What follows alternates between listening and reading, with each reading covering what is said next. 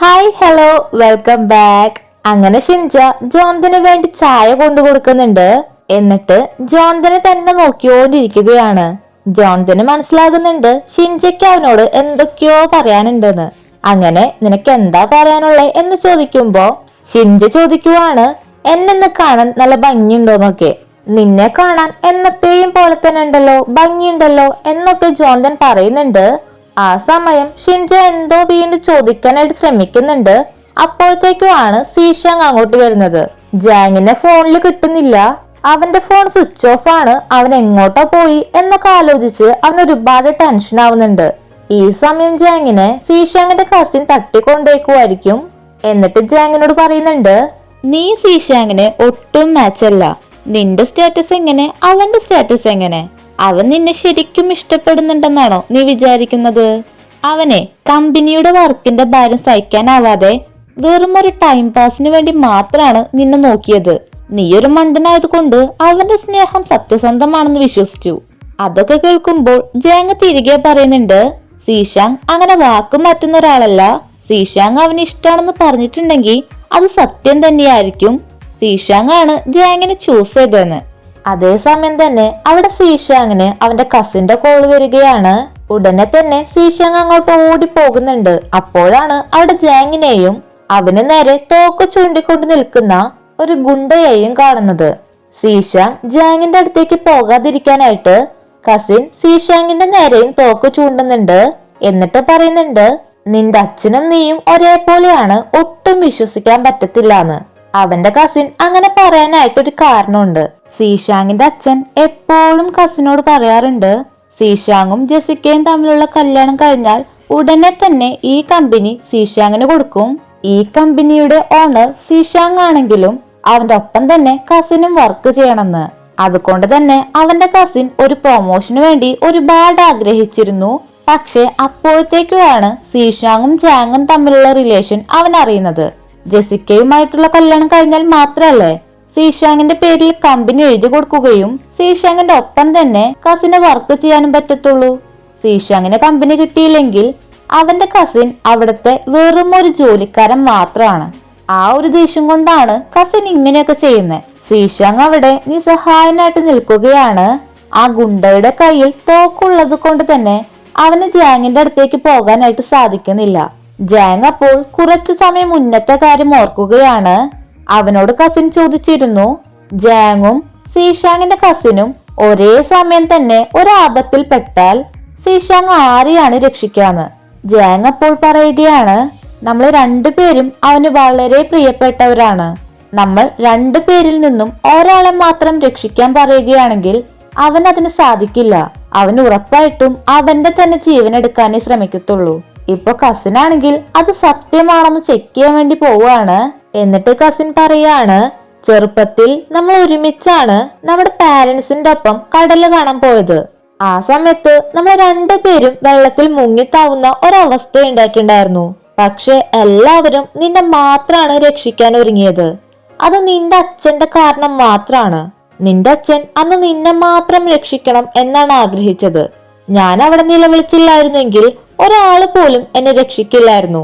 ഇപ്പൊ എനിക്കറിയണം നീ എന്നെയാണോ ഇവനെയാണോ രക്ഷിക്കാന്ന്. നിനക്ക് ഞാൻ 5 സെക്കൻഡ് സമയം തരാം, അതിനുള്ളിൽ നീ ഒരാളെ സെലക്ട് ചെയ്യണം എന്നും പറഞ്ഞുകൊണ്ട് തോക്ക് കൊടുക്കുന്നുണ്ട്. എന്നിട്ട് ജാങ്ങിന്റെ നേരെ കസിൻ തന്നെ തോക്ക് പിടിക്കുകയാണ്. അതിനുശേഷം 5 വരെ എണ്ണുകയാണ്. എന്നാൽ സീഷാങ്ങിനാണെങ്കിൽ അവരിൽ ഒരാളെ സെലക്ട് ചെയ്യാനായിട്ട് സാധിക്കുന്നില്ല. അതുകൊണ്ട് തന്നെ അവൻ സ്വയം ഇല്ലാതാവാനായിട്ട് ശ്രമിക്കുകയാണ്. അപ്പോഴത്തേക്കുമാണ് ജാങ് വേഗം ഓടിപ്പോകുന്നതും സീഷാങ്ങിന്റെ കയ്യിൽ നിന്നും ആ ഗണ്ണ് തട്ടി മാറ്റുന്നതും.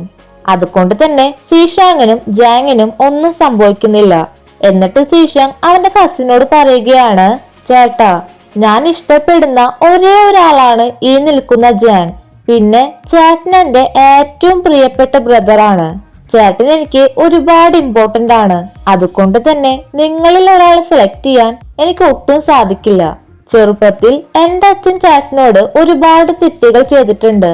ആ വെള്ളത്തിൽ താവുന്ന സമയത്ത് എനിക്ക് എന്തെങ്കിലും പറയാനായിട്ട് സാധിക്കുമെങ്കിൽ ഞാൻ ചേട്ടനെ മാത്രം രക്ഷിക്കാനാണ് പറയാ. കാരണം എന്നേക്കാൾ ഒരുപാട് ഇമ്പോർട്ടന്റ് ആണ് എന്റെ ചേട്ടൻ. അവന്റെ കസിൻ പറയുന്നുണ്ട്, നീ എന്ത് കണ്ടിട്ടാ എന്നെ സ്നേഹിക്കുന്നത്? നീ നന്നായിട്ട് ജോലി ചെയ്യണമെന്നും കമ്പനിയിൽ നല്ല പൊസിഷനിൽ എത്തണമെന്നും ഞാൻ ഒട്ടും ആഗ്രഹിച്ചിട്ടില്ല. പിന്നെ ഞാനാണ് നിന്നെ കൊല്ലാനായിട്ട് ആളുകളെ അയച്ചത്.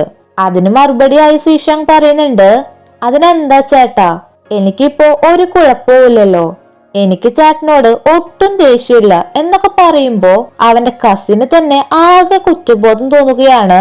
എന്നിട്ട് സീഷാങ്ങും ഒന്നിച്ചുള്ള എല്ലാ കാര്യങ്ങളും ഓർക്കുന്നുണ്ട്.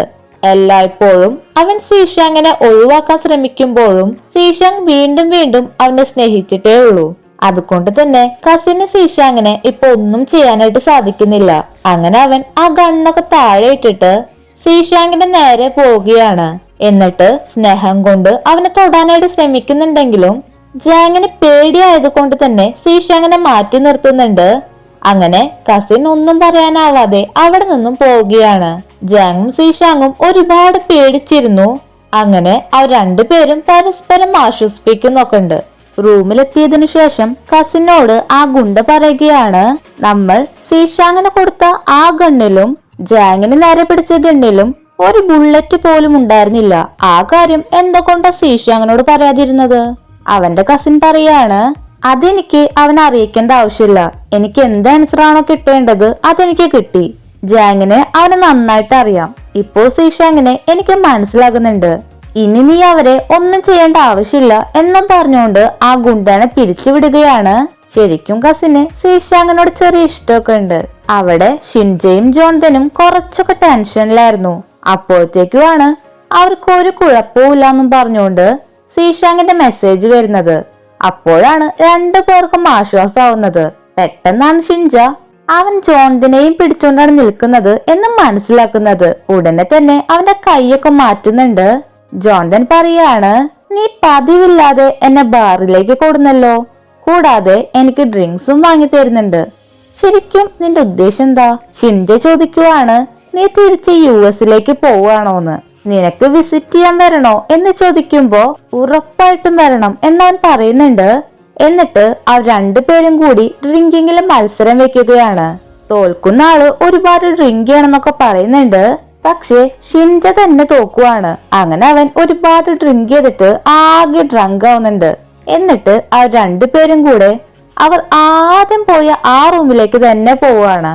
അവിടെ ഷിൻജ ജോൺസനോട് പറയാണ്, നീയേ ഒരുപാട് ഡ്രിങ്ക് ചെയ്തിട്ടുണ്ട്. നിനക്ക് ഈ റൂം ഓർമ്മയുണ്ടോ? നമ്മുടെ ഫസ്റ്റ് നൈറ്റ് നടന്നത് ഇവിടെയാണ്. പിന്നെ എനിക്ക് നിന്നോട് ഒരു കാര്യം പറയാനുണ്ടായിരുന്നു.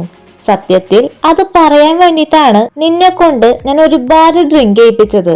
അങ്ങനെയാണെങ്കിൽ ഞാനിപ്പോ പറയുന്നതൊന്നും നിനക്ക് നാളേക്ക് ഓർമ്മ ഉണ്ടാവില്ലല്ലോ. എനിക്ക് നിന്നെ ഒരുപാട് ഇഷ്ടാണ്. അത് കേൾക്കുമ്പോൾ തന്നെ ജോൺതൻ ഷിൻജിയോട് ചോദിക്കുന്നുണ്ട്, അപ്പോ എനിക്ക് നിന്നെ ഇഷ്ടാണോന്ന് നിനക്ക് അറിയണ്ടേന്ന്. ജോൺതൻ അത് ചോദിച്ച ഉടനെ തന്നെ ഷിൻജ അവനെ കിസ് ചെയ്യുകയാണ്. ഒരുപാട് പ്രാവശ്യം കിസ് ചെയ്യുന്നുണ്ട്. എന്നിട്ട് പറയാണ്, നീ അന്ന് എന്നോട് പറഞ്ഞില്ലേ എന്റെ ഫസ്റ്റ് ടൈം ആയതുകൊണ്ട് ഞാൻ കുറച്ച് ഹാർഡായിട്ടാണ് എന്തൊക്കെയോ ചെയ്തേന്ന്. പക്ഷെ ഇപ്രാവശ്യം ഞാൻ ശ്രദ്ധിച്ചിട്ട് ചെയ്യാം എന്നൊക്കെ പറയുമ്പോഴേക്കും ജോൺതൻ പറയുന്നുണ്ട്, നിനക്ക് ഇത്രയ്ക്കും ബുദ്ധിയില്ലേ? ഞാൻ അന്ന് പറഞ്ഞതെല്ലാം നീ വിശ്വസിച്ചോ? നിന്നെ പോലത്തെ ഒരു പാവത്തിനെ ഞാൻ എന്ത് ചെയ്യാനാ എന്നും പറഞ്ഞുകൊണ്ട് അവർ ശരിക്കും ഇപ്പോ എന്തൊക്കെയോ ചെയ്യുന്നുണ്ട്.